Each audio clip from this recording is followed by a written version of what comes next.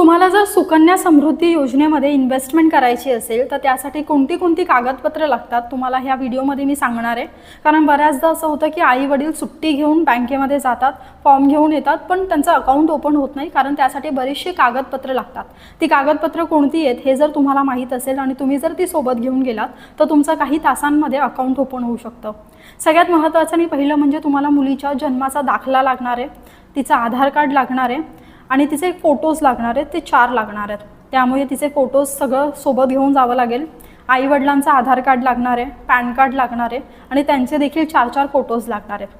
ही सगळी कागदपत्र घेतली तर तुम्हाला बँकेमध्ये जायचं आहे, फॉर्म घ्यायचा आहे। तो फॉर्म मोठा असतो, त्यामुळे तुम्ही बँकेमध्ये किंवा पोस्ट ऑफिसमध्ये लवकर जा। 10 वाजता जर तुम्ही गेलात तर तो फॉर्म घ्या, तो भरा, व्यवस्थित भरा। काही समजलं नाही तर तिथल्या बँक मॅनेजरला विचारा आणि मग भरा। तर त्यानंतर तुमचं हे अकाउंट ओपन होऊ शकतं। तुम्ही ह्यामध्ये वर्षाला 1.5 लाखाच्या आत इन्व्हेस्टमेंट करणार आहात।